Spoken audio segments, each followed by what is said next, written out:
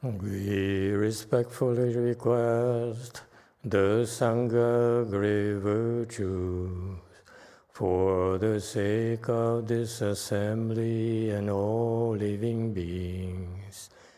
Please turn the wonderful Dharma wheel to teach and guide us how to end birth and death, leave suffering and attain bliss, and quickly realize non-birth.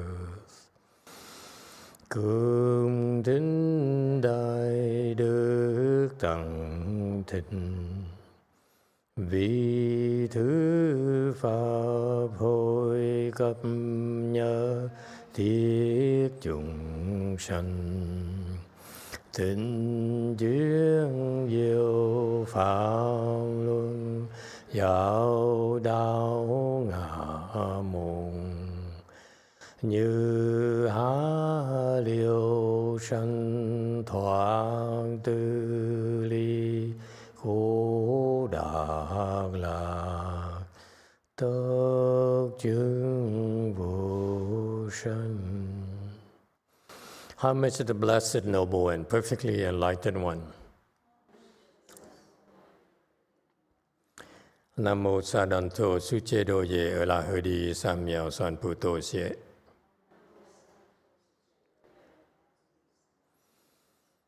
Nam mô Tạc Đắc Tha Tô Ya Đà Ya A La Ha Đế Tam Miệu Tam Bồ Đà Tọa.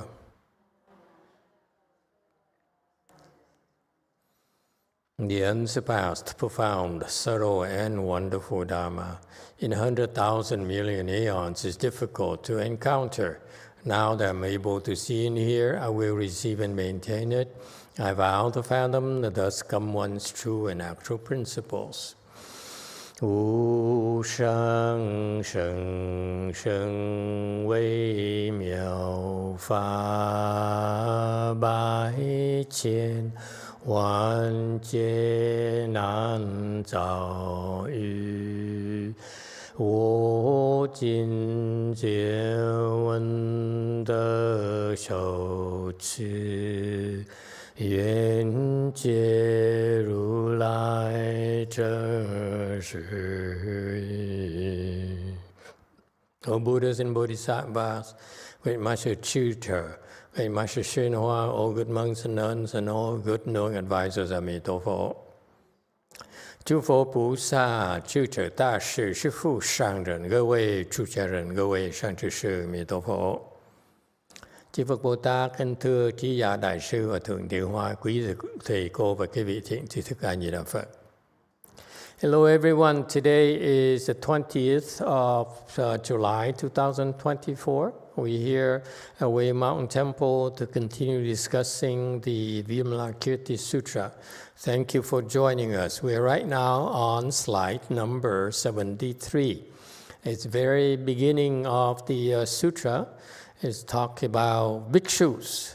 We started talking about bhikshus. Number one, destroyed evil, meaning that bhikshu, the primary role is to destroy the evil inside of them by keeping precepts.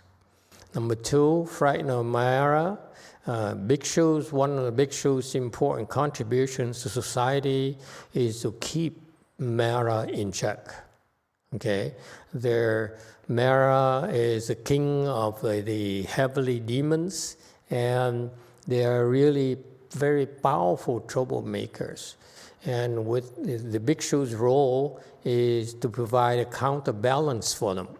And that's why they the demon kings are in awe of the bhikshus. Number three, mendicant knight, qi shi. Qi here is to beg, shi is knight. And so qi refers to the profession of being a beggar. It's a profession, okay?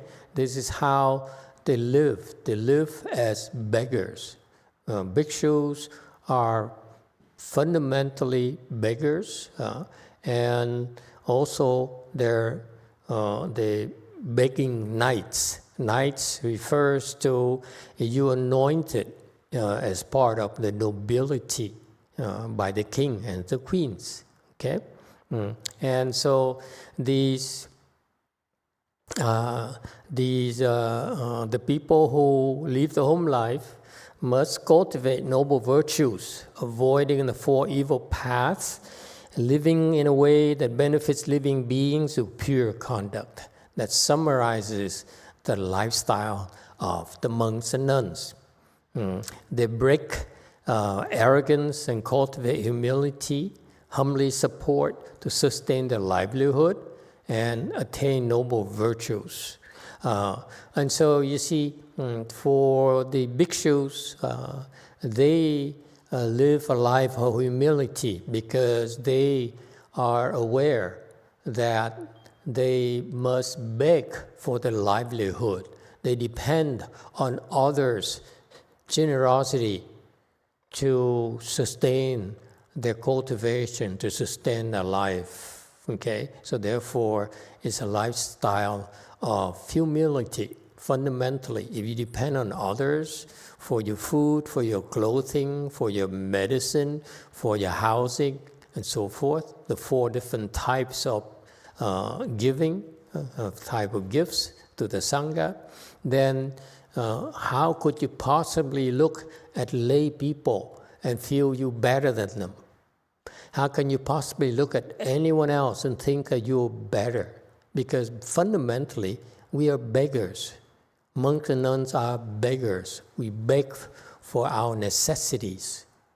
And that's what the Buddha taught us. He said, when you become a Sangha member, then you are actually get into the profession of beggars. Okay? However, it's a special kind of beggar, even though the bhikshus are beggars, okay, but they also are knights, meaning they're part of nobility. Okay? They're not ordinary people. They may be beggars, but they're also beggar knights, if you will. Okay? So there's a certain lifestyle of being a beggar where you remain humble, and there's a contradiction here. You're a beggar and yet you are a knight. A knight meaning that you may be begging, but actually your blood is a bloodline of nobility. Outside, you're a beggar, but your blood runs in the line of nobility. So it's a kind of interesting concept for the Sangha that the Buddha created. It's fascinating because this is often overlooked, okay? Because when you think about it as a beggar, meaning we are somehow dependent on others' generosity, okay, to sustain our livelihood. But at the same time, we also belong to the noble lineage, where most monks and nuns nowadays, typically monks and nuns forget about who they are. They only remember the beggar part, but they forget very often the nobility part. When you are designated as of nobility lineage, of noble lineage, there's certain responsibility. You know, you're noble of old. I don't know about what's happening nowadays anymore, because there aren't many noble people anymore. But the old times, you're noble because you contributed to you establish merit and virtue with the king. So you actually served. You were of great service to the kingdom, to the empire.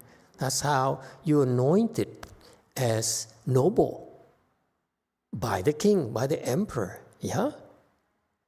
And that creates a bloodline of noble descendants. on and on. So this is a very special thing where it is a line, there's a lineage, there's a blood that's transmitted from generation to generation. It's a real privilege when you think about it. Very much like the monks belong to this bloodline of monks and nuns who have been with the Buddha. And they've been transmitted from generation, next generation to generation. Okay? And when, I don't know about you, but typically in nobility, there is certain comportment, there's certain expectations of you in terms of comportment, how you carry yourself. Okay?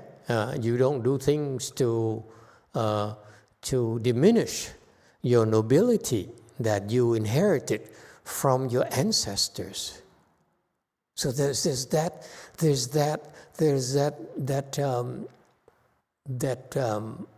responsibility where you must maintain the noble heritage. And then you also need to behave in a more noble way. You carry yourself in a way that's worthy of being part of nobility. So that's why now it should be more obvious to you why in the Sangha we taught about the 4 awesome comportments, because that's required of nobility. How you walk, how you stand, how you sit, and so forth. Does it help? All right. Furthermore, remember the destroy of evil, that's a main virtue. And so the purpose of being a monk and nun is to destroy evil. Why is that? Because if we didn't, who will? And this is what society underestimates the importance of Buddhism or the Sangha in general. Okay? Of the old times, we can afford to sit on our pedestal because we are destroyers of evil. And in the old times, people understand that. They understand that because we are destroyers of evils, we are actually pretty important to society. Therefore, we deserve special considerations.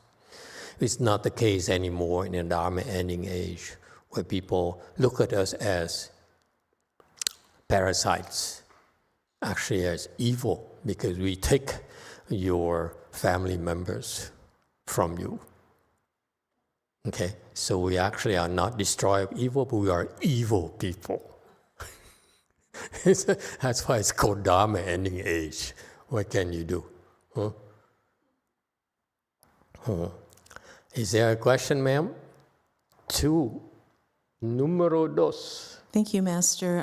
It's a question, but it's not related to your Dharma lecture right now. Should I?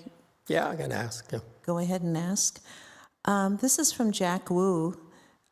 He has quite a lengthy discussion, so I'll try and condense it a little bit. He says, Emitofuo, Master, I have a question about the pre-49-day plaque and how it affects the beneficiary if the temple is not informed about the beneficiary's death. He says, last month I finished the eviction process and have taken full possession of his house.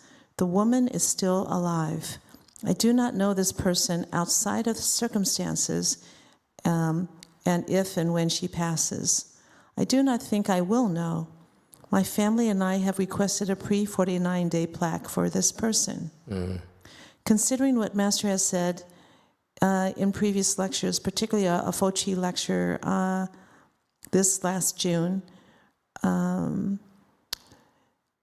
what will happen if we request a pre-49-day plaque for someone, but we are unaware of their passing? and therefore we have no way to inform the temple. Okay, in that case there, usually it happens that people request the pre-49 day in general. Then you are supposed to notify us because we don't have any way of knowing if people die. We don't keep track of such people. Okay, we just take the money and let's face it. Okay, so yes, we do require you request that you notify us so that we can do it in a timely way. However, it does happen that sometimes you lose track of it or and so forth. And so what happens is that after a while, let's say after a while, a period of time, naturally, it's past the 49 days, okay? And if that happens, then what we do is we convert it to rebirth plaque. Okay, and so that they have a chance to go to the Pure Land. And so that's why your wish to help this person to go to the Pure Land is still effective.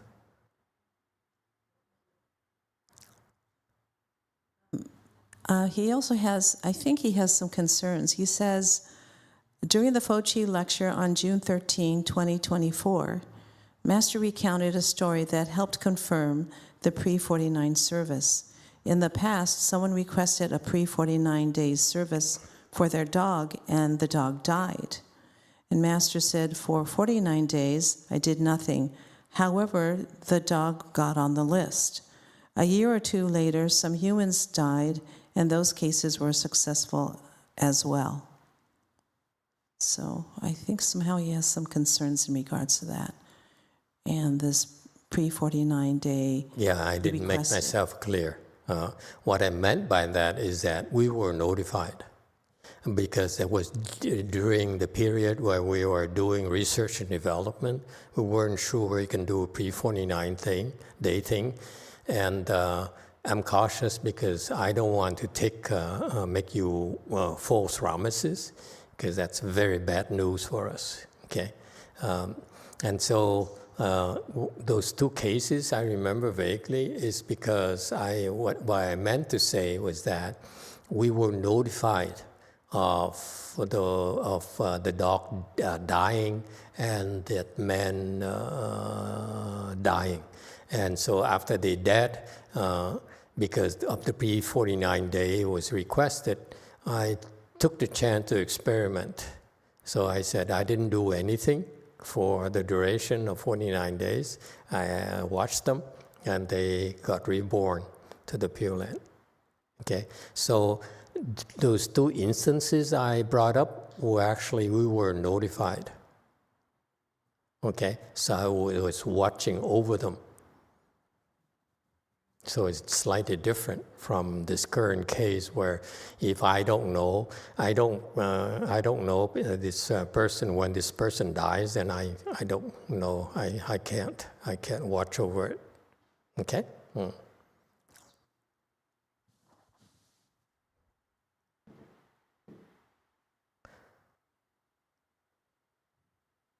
On the other hand, we should try it. Okay. All right, but don't worry. What you did as far as pre-49 days is that in most cases they will make it to the Pure Land, except for some extreme cases where they don't. Okay, just because you request a pre-49 day doesn't give you the right to create severe offenses. Okay, so those are the very rare exceptions that happens. All right, don't worry about the pre-49 day things. Once you do that, we register your desire to help them get to the Pure Land. We appreciate your trust in us, and therefore they will get to the Pure Land as soon as possible, a lot faster than otherwise. All right? That's the answer. All right. Back to slide 74. So, as I was saying, bhikshus actually carries a very important role in society. We are the anchors for goodness, okay? And we actually take over an area where we keep the demons and evil at bay, okay? And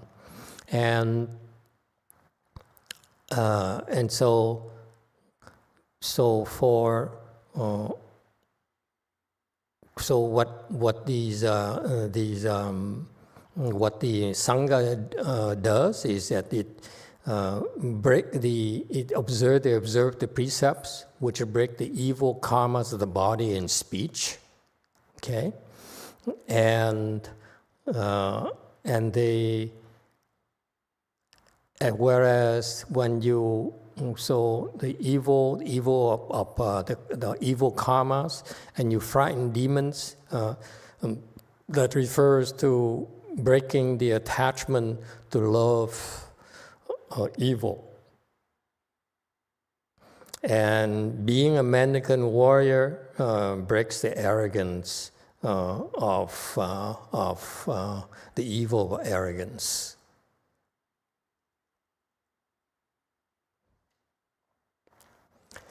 '75.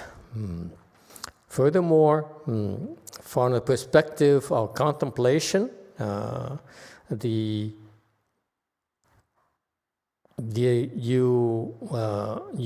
spiritual path here is to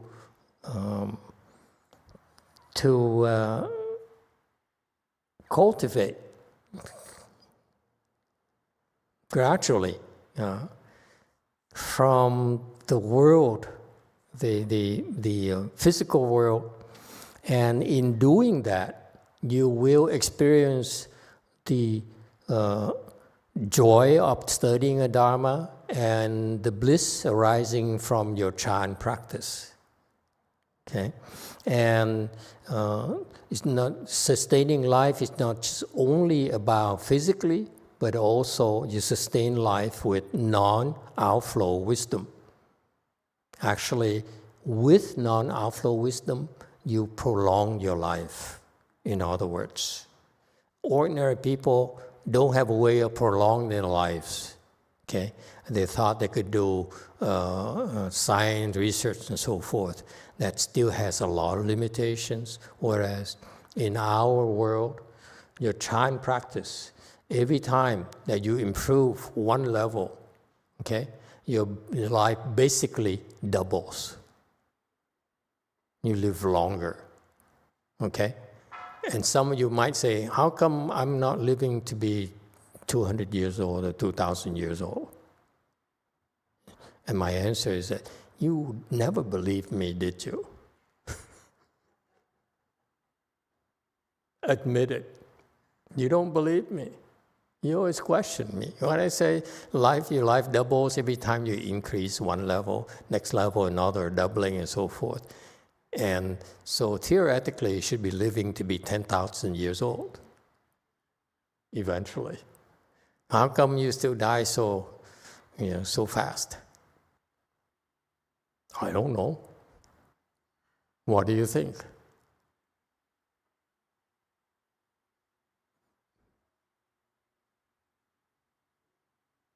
It's funny, I ask myself questions and you expect me to answer myself. Yes, too. Thank you, Master. Because of conditions, our personal conditions. Personal conditions? Meaning what?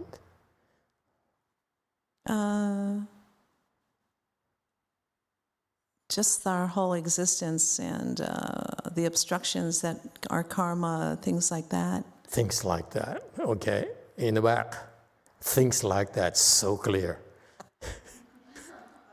Master, life is so suffering, and when we finish our job, we just want to live. Why would we want to linger longer? Oh. Just keep suffering. Oh. Yes, too. I think I remember, Master, during our Dharma talks, that one person's karmic debt or the negative karma could fill the entire empty space. So even if we prolong our lives, we still commit offenses, and then we have all those karmas that we created before, many lives, and I think that into the effect, that's why we die early. Isn't it depressing that no matter what we do, it's never enough? So what's the point talking about doubling your life, Sam? Huh? It sounds good, but actually it doesn't do a damn thing for you ultimately. Yes, too. Maybe we could live 1 or 2 or 3 years longer. 2, 3 years, that's all. Yes, 9. There's spiritual practices in here, but there's also stuff like your diet and your genetics and the stress you go through out there as lay people too. So that has to be something to do with it too. Yeah, Republicans, you forgot. They shorten people's lives. But if Kamala Harris is not helping the cause, and if she's the next candidate for president, I vote Trump. Because it's about choosing a lesser evil of the two. Never mind. Okay. It's no good solution where we are. I'm so depressed. Let's just stop here today. That's enough. Let's go to the beach. Huh? How about that? Yeah. I can't think anyway. It's too depressing.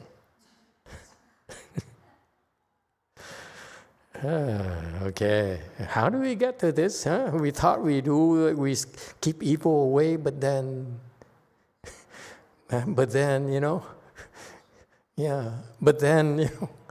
oh God.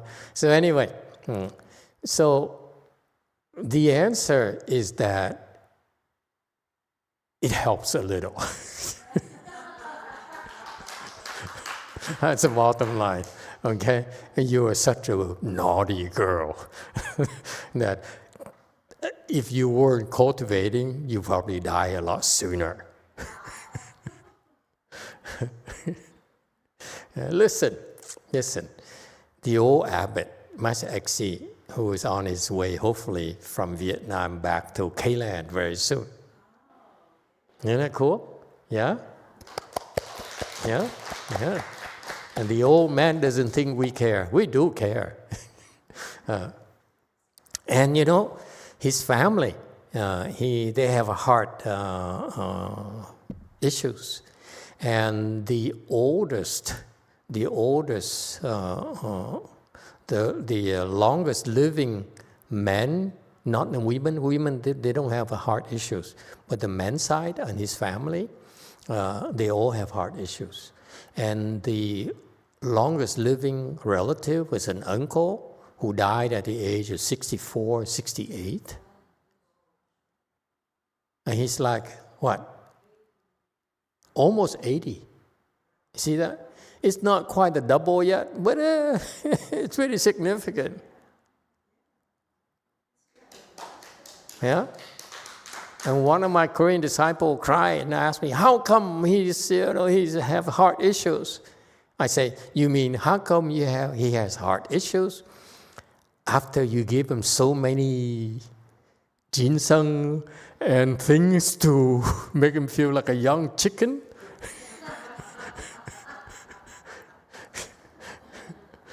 And how is it? Why is it? Do you know? The analogy is like, he's like a car. And their Korean teas and things to amend the healthy stuff are like gasoline. So you put gas into the car, of course the car can get going. But what happens is that the heart is like a carburetor. It's so clogged up. Okay? The gas might get him going for a while, but the carburetor is still pretty bad. So the gas cannot fix the carburetor issue. It can only keep it going. And that's what the Koreans don't understand. They think by giving us things like little things like ginseng and so forth can prolong your life. No, not at all. You have to clean the carburetor. Make sense? How did we get there again? Okay, and so the Dominican warrior here has a very clear goal, is to achieve the wisdom of non-birth. Okay, what is the wisdom of non-birth? South Carolina. Is it fourth stage Arhat? Fourth stage Arhat, very good. What is the wisdom of non-birth? Girl side. 1, 2, 3, 4, 5, 6, 7, 8.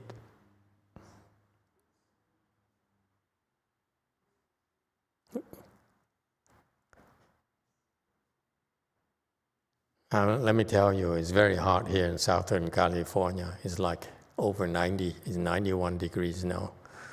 And I don't know why there's so many people still here. I don't want to be here. Yes, ma'am, in the back. That's it. 7. Is it same as wisdom of non-outflow? Wisdom of non-outflow, okay, very good. What is non-birth? It's very specific, folks. We don't beat around the bush.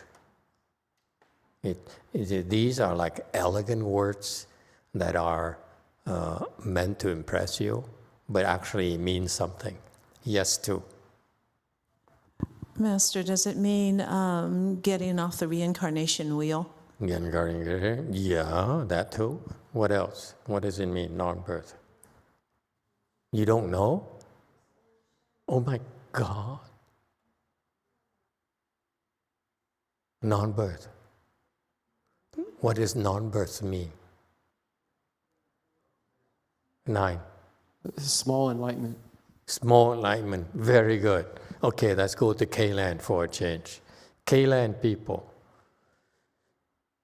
what's non-birth?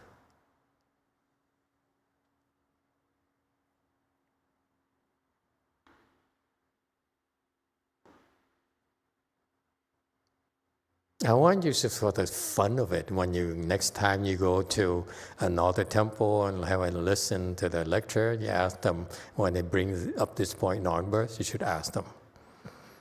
Yes, JC. Master, I think it means no thought. No thought. Non-birth meaning that you have no more birth. You're not born anymore. You don't have to be born anymore. Let me clarify for you. You can choose not to be born anymore. It's no more birth. It's a personal choice. You said, I'm done with birth. Okay? I ain't coming back. All right? And that's the perfected that wisdom of non-birth. That non-birth there, if you're able to have that choice of not be born again, not take on the next body at all, then you have wisdom. Why is it wisdom?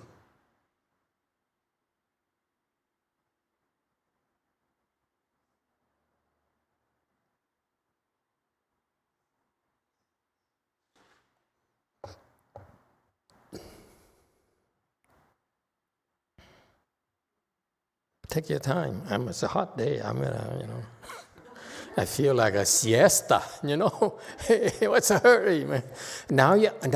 I suddenly dawned on me why in the hot countries they have a siesta. Because it's perfect.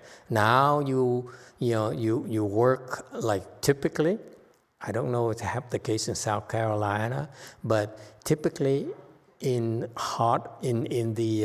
the equator countries, what do you call that? Yeah, that area, not us, our area. Over there, they would work like in the morning until 2 p.m. Okay, and there's a heat. That's when the heat peaks. And then they have lunch for 2-3 hours. They eat. They take a siesta. Yeah. And they come back maybe 4, 5, and work until the evening. So they avoid the peak of the heat. And what's most beautiful is that when it's this hot, you eat a little and you can have a siesta. And it's so nice. Yes, sir, 9. Say they have wisdom because they know that this world is suffering. Okay. What of South Carolina? Sorry, I was more interested in what do people do in South Carolina. It's hot there too, right? Well, over here we have Prime Week, and now I'm talking about 300 packages a day. And 2 p.m. is when I come back from break to endure the heat. This is California. What a tough life you have. Anyway, sorry, what was your question? Oh, your answer again? Sorry. I was so interested. Master, you're talking about the wisdom to escape, to not have non-birth. So I would say... Why is it wisdom? Yeah, why is it wisdom? Because this world is an incredible amount of suffering, and That's to be able to choose... It's so interesting because when we bring up the word wisdom, everyone understands it. Talk to any ordinary Joe out there. When you bring up the word wisdom, of course they understand what wisdom is. Actually, in Buddhism, what is wisdom?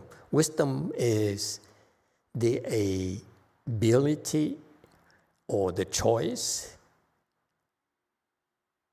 to avoid suffering.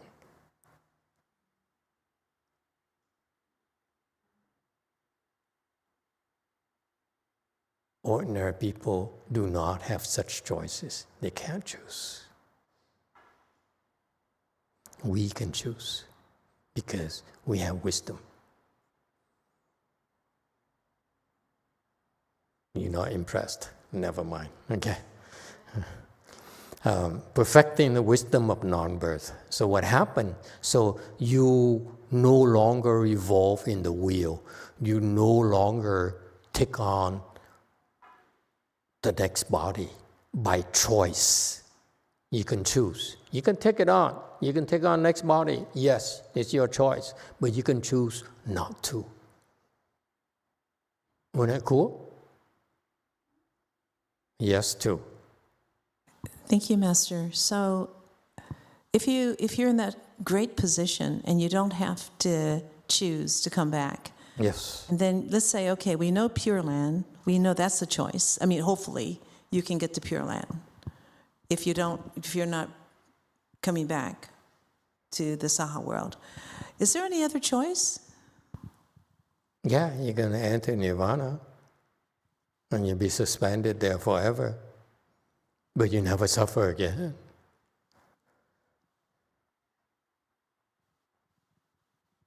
But don't worry, it's for losers. It's an option for losers. Nirvana doesn't sound so great to me, but... But the point here is what's being praised here for the medical warrior perspective is that you have this special ability to bring yourself to rise above the mass. And you're no ordinary person. That's why you're called a knight. You're not like a regular person. You are a knight. You are of special service to the king, to the emperor. What you're doing is important. Okay? But it's not just that, but that carries with it also the ability or the wisdom of non-birth. Okay? Non-birth here means that you're above reincarnation. And that's wisdom. The ability to choose to be above reincarnating. All right? So, and so furthermore, in this bhikshu concept here, so killer of thieves, destroy evil, that's from dealing with evil, okay? Destroying evil. Number 2, no birth. The demons are scared of you because they can no longer afflict you. This is what demons do. They cause you to be afflicted.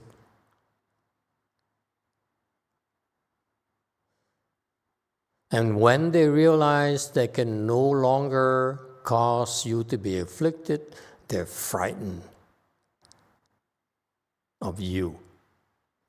Not only are they frightened of you, they're frightened of the fact that their retinues will follow you.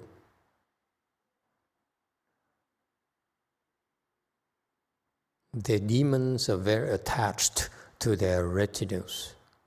We're not attached to our retinues. You should feel free to go to the next temple and so forth. You know, we encourage you to do that, okay? But the demons are just the opposite. So this is the behavior of demons. Demons are so attached to you. You will never find us telling you that if you dare go to another temple, don't bother coming back. We only tell you, if you dare quit, don't bother coming back. That's different. That's so funny.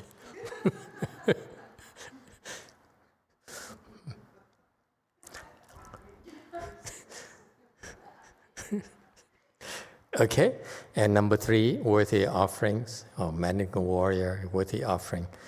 So this refers to the end result. If you're a bhikshu, okay, your accomplishment, if you're able to accomplish the goals of being a bhikshu, you will break evil. What evil? Your own evil. Don't be confused. We're very, very clear about this. When you shave your head, you wear these clothes, okay? That's because you walk on the path. You walk on the path of breaking your own evil.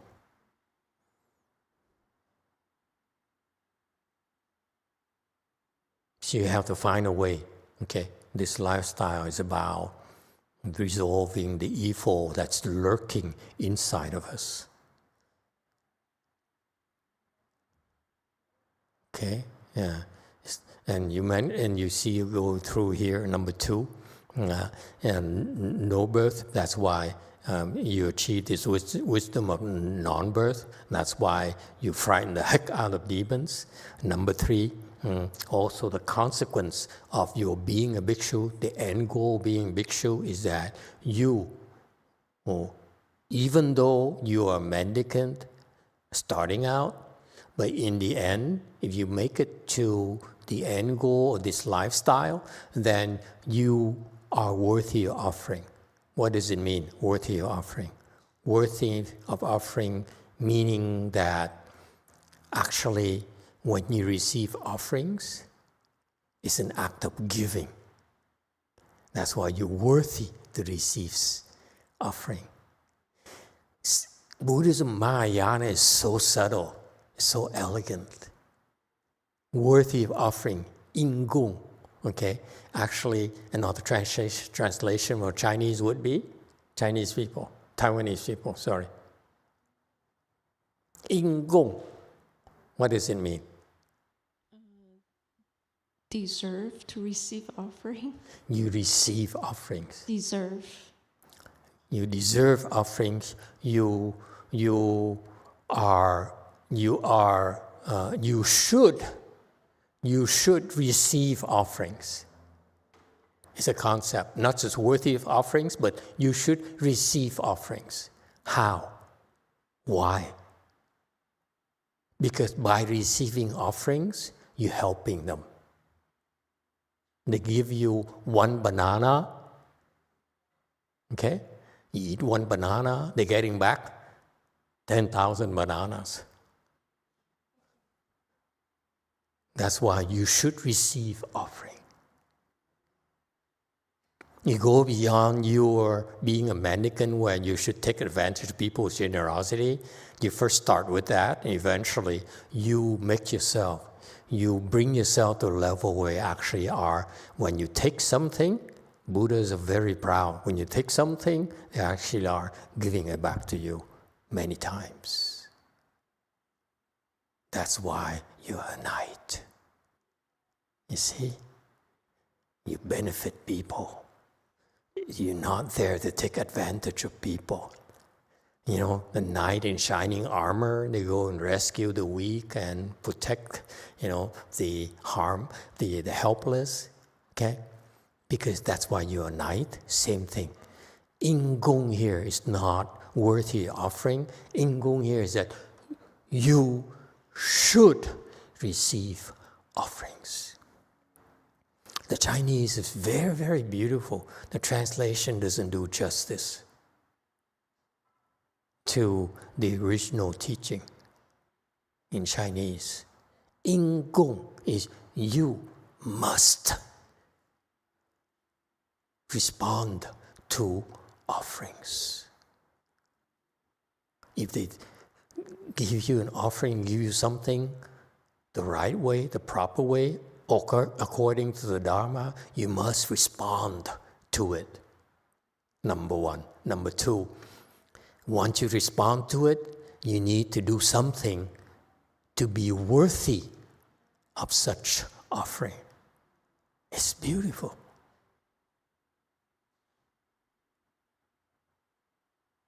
And there you are, so petty and plotting for your little benefits.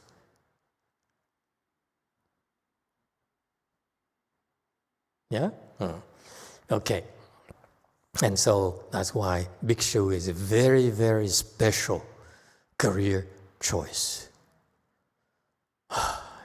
Enough recruiting efforts today.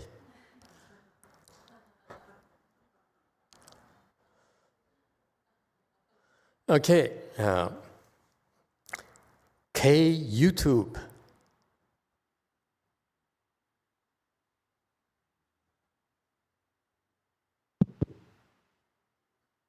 네. 입장 안소민님의 지인분의 질문입니다.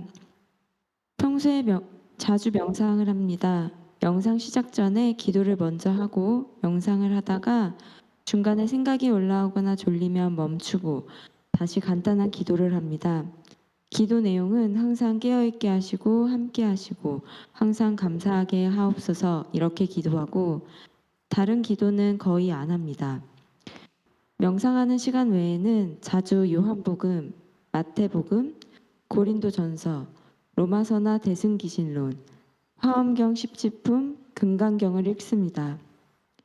명상을 하는 이유는 평소 소박하게나마 베풀며 살고 싶고 조금이라도 향상, 진전하기를 원합니다. 현재 문제는 평소처럼 명상을 하던 중에 갑자기 윙 하는 소리가 선명하게 들리고 처음에는 피곤해서 이명인가 생각했으나 눈을 뜨고 명상을 멈추면 소리가 들리지 않습니다. 다시 명상하면 윙 하는 소리가 들리고 명상을 멈추면 소리도 멈춥니다. 현재 이런 현상이 일어나는 이유가 무엇인지 궁금합니다. 라고 질문 주셨습니다.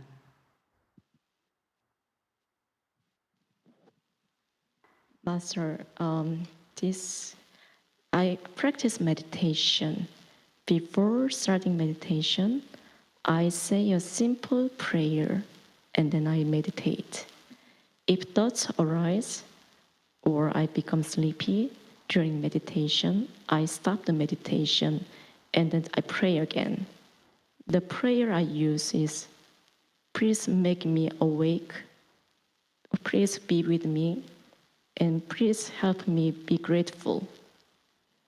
Other than meditation, I read the Gospel of John, Gospel of Matthew, Romans, and then the Awakening of Faith in Mahayana, Avatamsaka Sutra's 10 ground chapter, and the Vajrasura.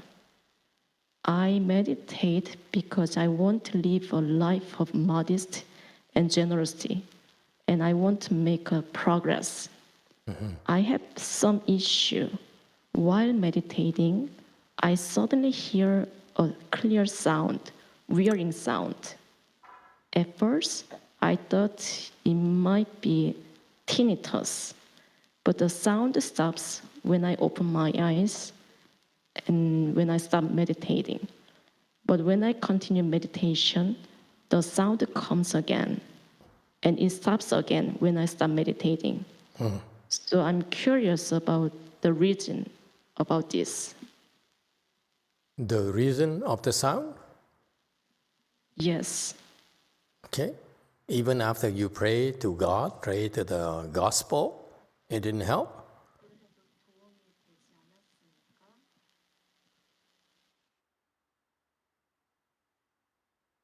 Let me tell you, it's a good thing.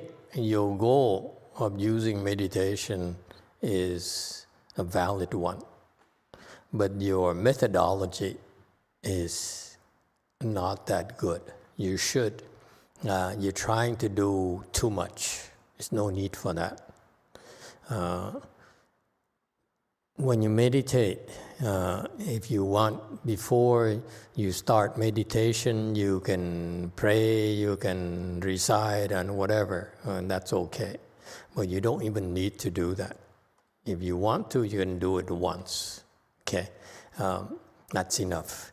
You don't have to do it every single time there's obstruction or something goes not according to schedule in your meditation. It doesn't matter, okay? You're trying to do more than necessary. The process is very simple. You meditate.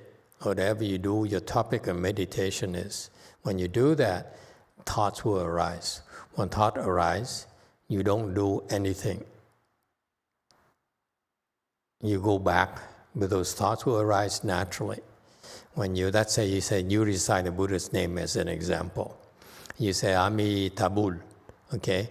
Amitabul. You go, and all of a sudden a thought arises. You say, oh, I need to go buy some groceries at 5 p.m. Okay? That thought arises naturally, and let it arise and do nothing. Continue, Amitabul, Amitabul. If the thought arises and then you say, I stop, and then I recite, I do something, then it's not the proper way to meditate. Thought arises, you ignore them.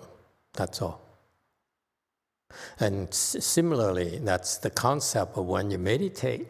When states arise, you do nothing. A thought is but a state. Okay? So, a state of distraction, of being scattered. So, when that happens, you do nothing, you go back to your topic of meditation. It will happen over and over again. You learn to not do anything. Don't stop, you simply continue. You don't need to repent and so forth. It's better even not to repent while you meditate. After, okay. Before meditation, okay, you can repent. But during meditation, no, you don't even need to repent. Just ignore it. That's all. I hope it helps. All right. Anything else? Feel free to ask questions, okay, anytime. Okay, that's what I'm here for. All right. We're back to slide 77.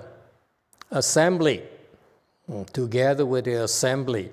Okay, assembly here is the Sangha. Okay, by definition, in Vinaya, when there's more than 4 monks, then you have a Sangha. The reason being that this is why in Buddhism monks are important, because with four monks you can do all the dharmas that are necessary, that were taught by the Buddha. Less than 4 monks, you cannot do them all. This is in the Vinaya teachings. Okay, so that's why, by definition, we call a temple that has 4 monks a special temple. 4 nuns, not so special.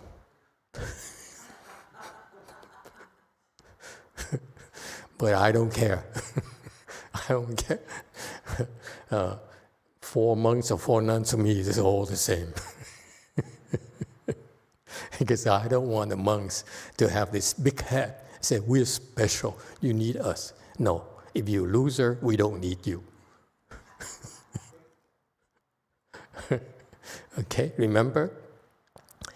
You're supposed to break the evil, and you're supposed to be a mendicant, and you're so arrogant, you don't deserve to be a monk, so you don't count as a monk to me. And this is precisely what we're talking about here in slide 77 and 78. There are 4 different kinds of sanghas. Sanghans, okay? 1, stupid sangha, stupid sanghan, okay? The monks who break precepts and are so scattered. Okay, that's why they're called stupid yu zhi seng, stupid sanghan. Number 2, mute sheep sangha, sanghan.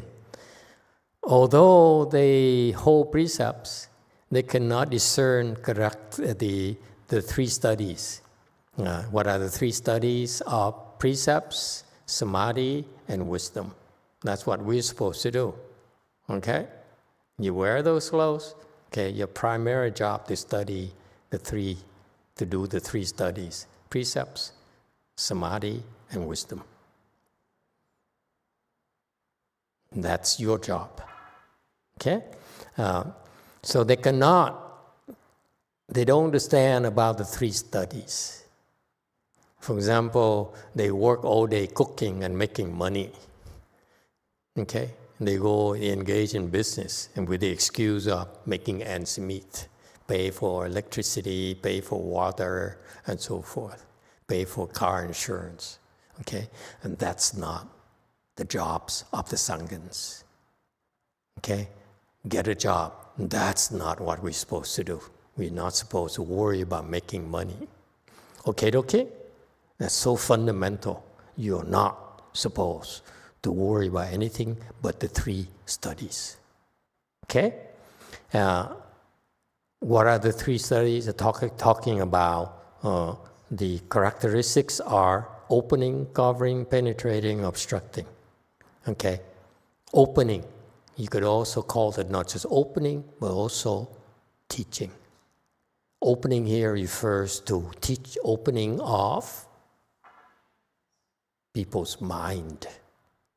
People's mind are too narrowly focused on making money and on worldly matters, and our job is open up their minds to their true potential instead of wasting their lives on worldly affairs.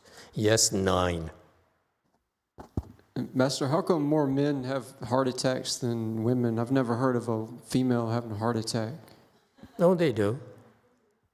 I've just never heard about it. It's like because you hang on. I always hear it's always a man has a heart attack. Yeah, you hang on the wrong side of the fence. So you heard of women have heart attacks or no? Yeah? Not as often as men. Heart is a organ. Sometimes it goes kaput, and you have a heart attack. That's normal. Okay? But men and women have different reasons.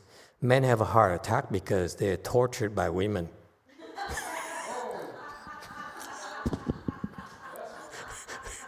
I thought I'd wake you up. See, you are falling asleep. This is, you think, Master just said, this is siesta time. I don't care what he says.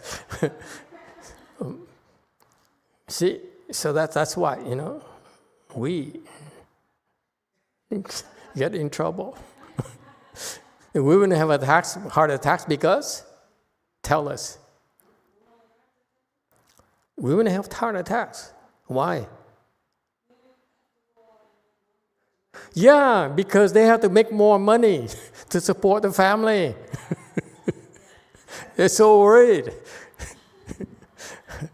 They need to buy another car. Okay? So the three studies, when we study the precepts, the samadhi and the wisdom, okay?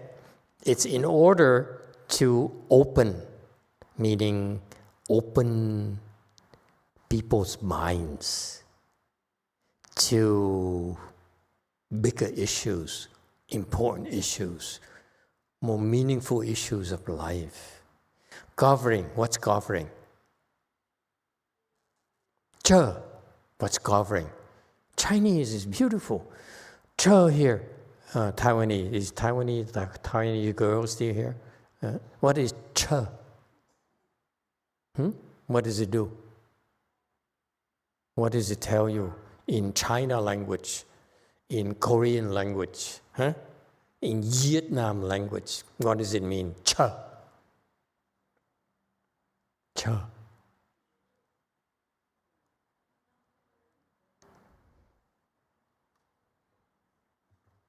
Now my monitor is not working anymore.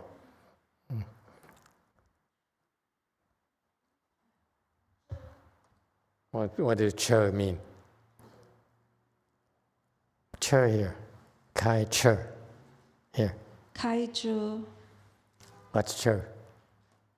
It's covering. What's covering? Covering why? Why is it covering? Why? Yeah. See, everyone is falling asleep. That's why I need to, shake you up a little. Yeah? What's che? Korean. Forget about Taiwanese. They're gone. Korean. What's che? You can look it up. I don't care. You can cheat. This is your advantage. It's an open book. Che, right here.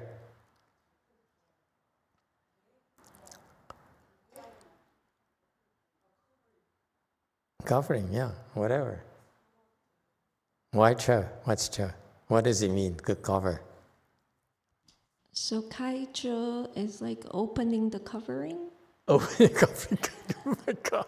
Tong se is like, se is blockages. So it's to undo the blockages.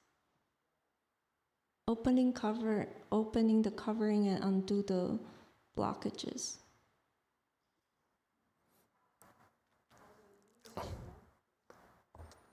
No, not how you explain it. Anyone?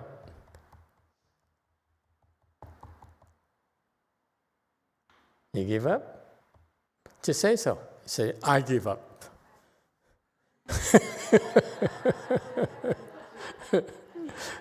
So fast. Oh my God. No stamina. Vietnam, what's kai che?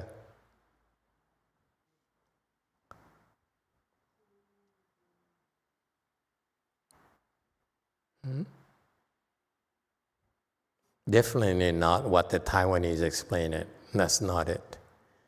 Anyone? Oh, my screen, I lost my screen. There's no more power here.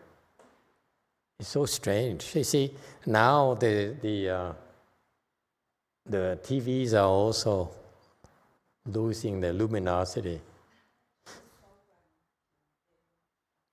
Oh, there's a sleep timer or something?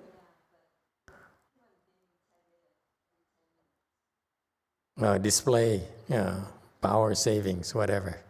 Okay? Yeah, it went to sleep. My monitor went to sleep. I want to take a siesta too. If my monitor is, going on strike, it's an omen for me. Yeah? What's Kai Che? Tung Sa, Tung Sai. Yes, that's 3.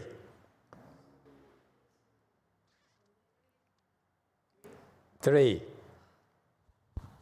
Yeah.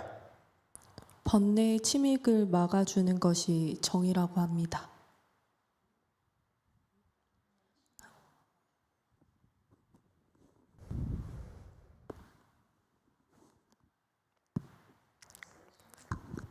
Prevent.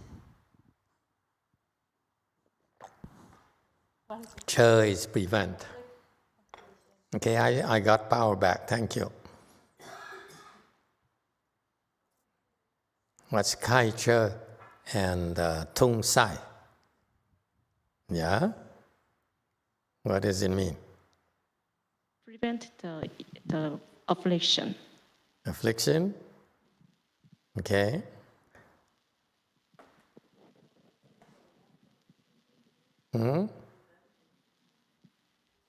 Is that what you got?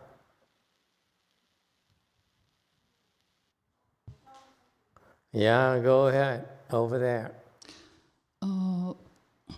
When monks and nuns in Korea, we've learned the Vinaya. So we heard about the opening and covering. Yep. 상욱씨 이 부분은 조금 해석해 주세요. 그래서 그 개차는 비나야 배울 때 열고 닫는 걸 잘해야 된다라고 해서 어쩔 때는 개를 잘 지키고 어쩔 때는 좀 그 부분에 대해서 상황에 따라서 또 열기도 한다 이런 식으로 저희가 배웠다고. Sounds right.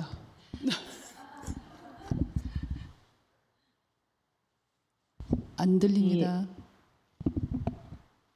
When we learn Vinaya, we sometimes open, we sometimes. 계속 안 들리는데요.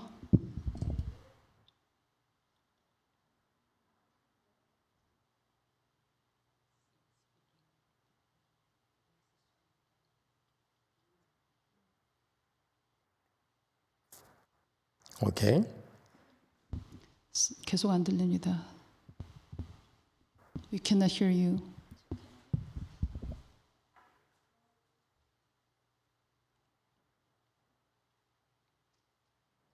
Okay, forget Korea. Translation. Go ahead, Taiwan translation. So kaiju, I just look it up. It's in Buddhist dictionary. Aha. You should all have Buddhist dictionary. It's related to Vinaya. It's correct. It discusses the concept of kai means opening, je means closing. In Buddhist precepts, kai means permission, while je means prohibition. Okay. So it's referred as, in the context of precepts, sometimes actions are permitted, sometimes they're prohibited. Very good. What about Tung Sai?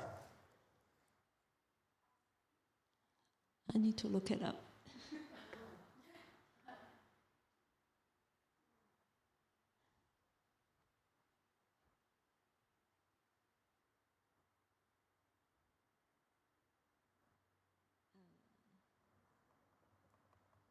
And that's for precepts. For the Vinaya, they talk about Kai Che here, as she said. Vinaya is not fixed. Kai is that there's certain things you're allowed to do, sometimes you're allowed to do, but then there's sometimes you're not allowed to do. Okay, so depending on the conditions, this is part of what you're supposed to learn. It also says that more in Hinayana, most of them are prohibited, But in Mahayana, there's more cases where that are allowed out of compassion. That's correct. What about Tung Sai?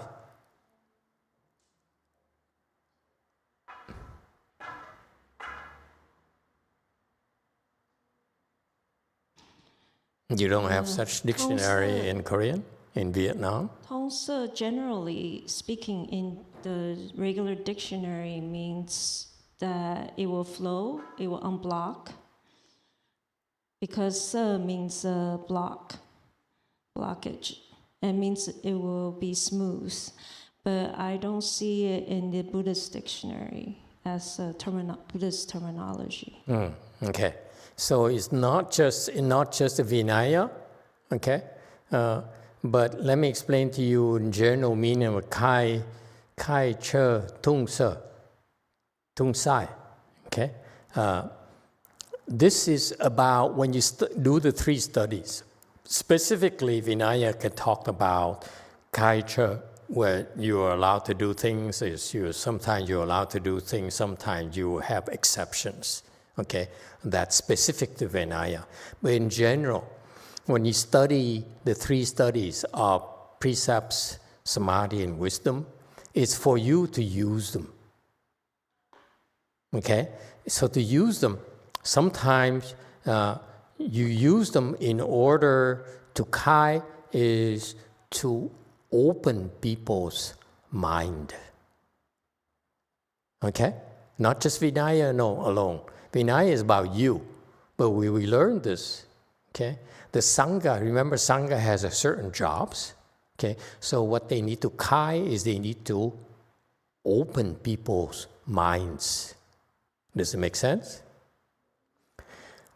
Che is to cover. Cover what? What are we covering?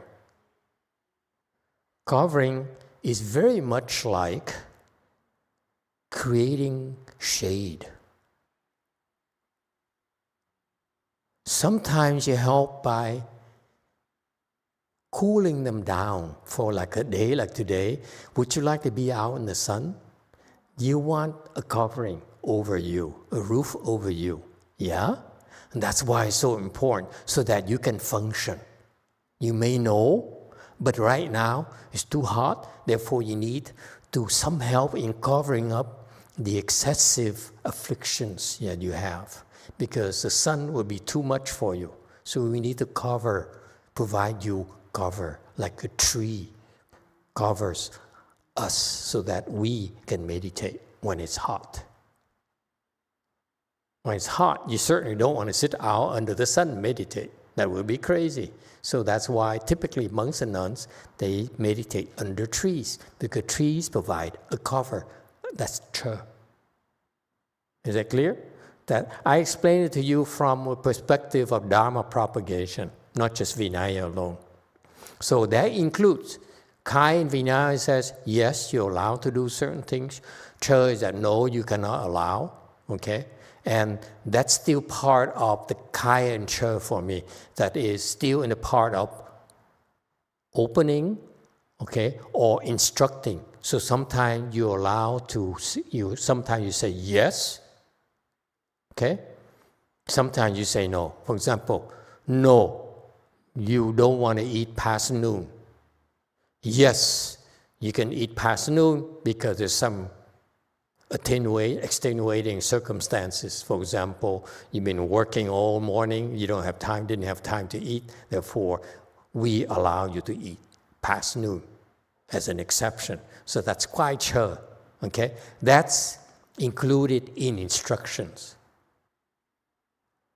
Okay? But the Che here is a lot broader. Che here refers to the fact that you need some assistance. You need to be covered up so that your obstructions, your afflictions don't overwhelm you. That's what you don't realize. Worldly people, they get overwhelmed by their own afflictions. So what our jobs involves, the Sangha's job involves, is that we provide an environment like this, where you come, people come, they get a covering over them. Or they tune in into our mantra sessions, that's a cha as well.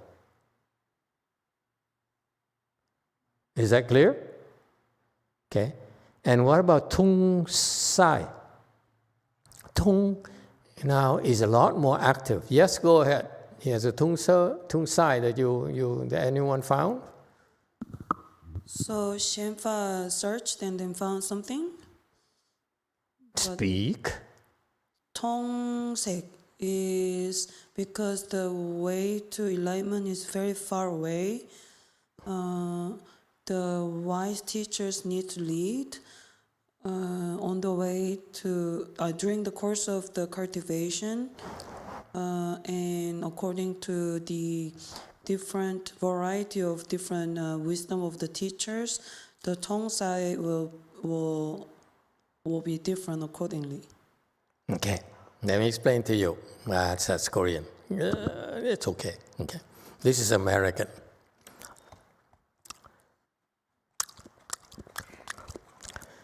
Tong is that you have 3 studies here. Tong refers to depth. The 3 studies are very profound. It's not the way you read. It's not the way that you look at the words or look at the dictionary alone. This is why when you look at Buddhist dictionary, you look at Korean dictionary, it's still not Tong yet. Tong is you penetrate beyond the words. Words can hardly convey depth. So the 3 studies, the Vinaya, the Sutras, and the Shastras, okay, they basically are words, okay? But you need to go beyond the words. And that's the job of a teacher. You need to penetrate the meaning of the words.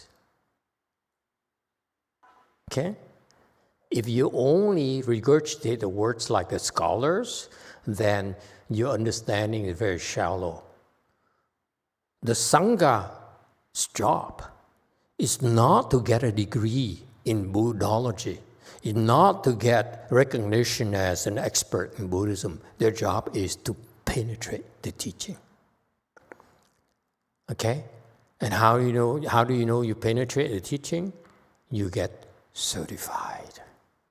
You don't get a diploma. Diploma does not signify you penetrated the teachings. Okay, guys? When people display a diploma on the wall, okay, don't be impressed.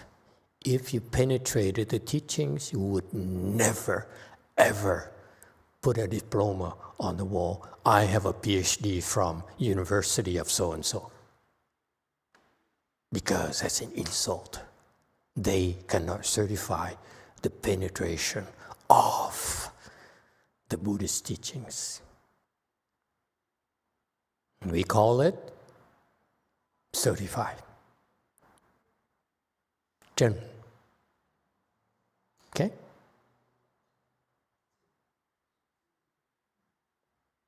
All right? So that's what penetrating is. So you need to penetrate the words you read on the sutras, the words you hear. Okay? It goes beyond words. You need depth.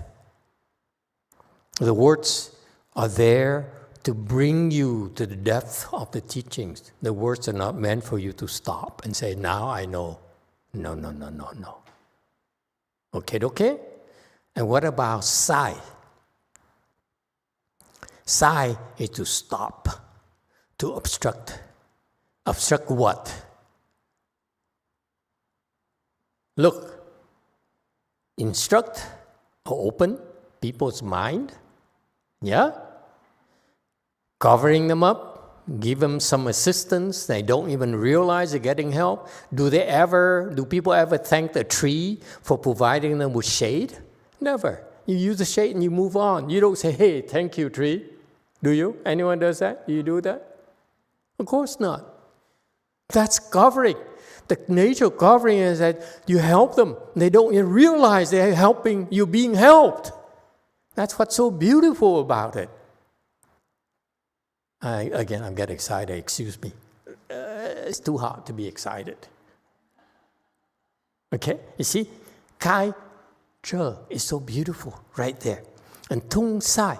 Tung is that you need to really penetrate. Okay?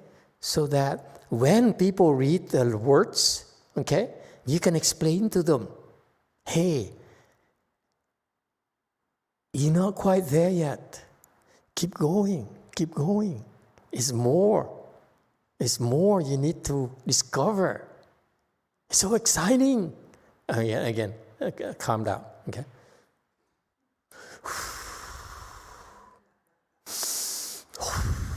Okay, and then sigh. What's sigh? Yeah? 7.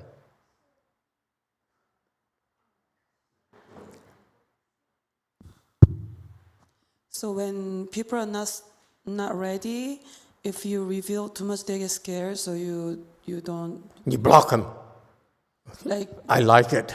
I like it. You're not ready, just block them. Knock them down. Okay. Anyone else? Very original. When you're not ready, I will tackle you down like in football.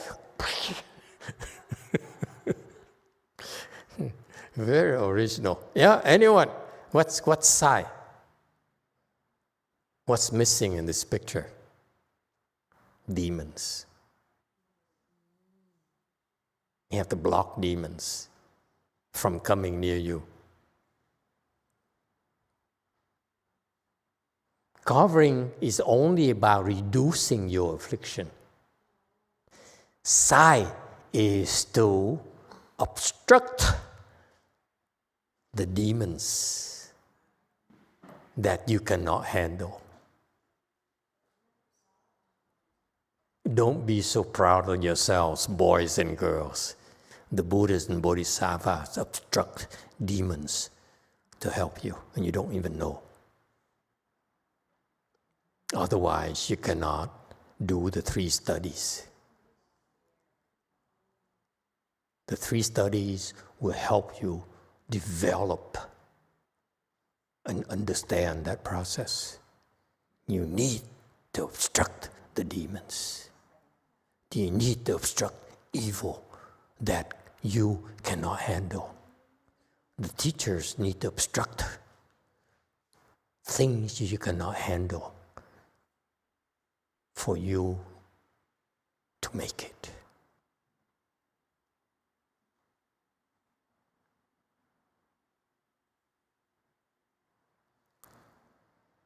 Does it help?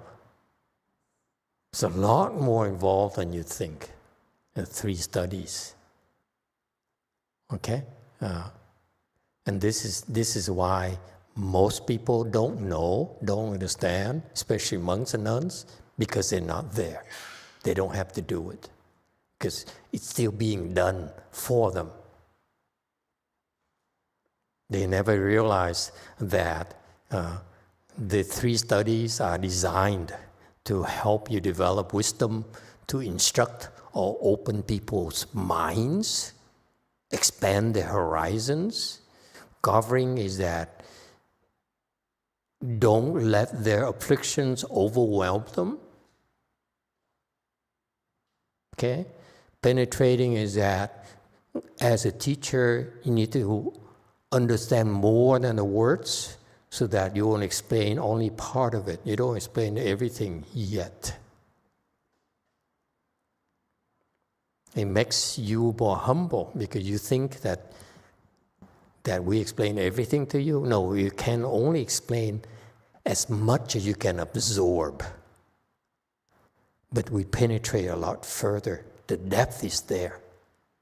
Okay? And it works both ways. You, meaning you need to go deeper, and so do we. As you go deeper, we need to go deeper ourselves so that we are ahead of you. Okay? If we know ahead of you, then you should leave. You should be told to leave. And sai is that no matter how powerful the demons are, we need to obstruct them for you. They cannot get near you. They cannot break through to you. Because if they break through, you die.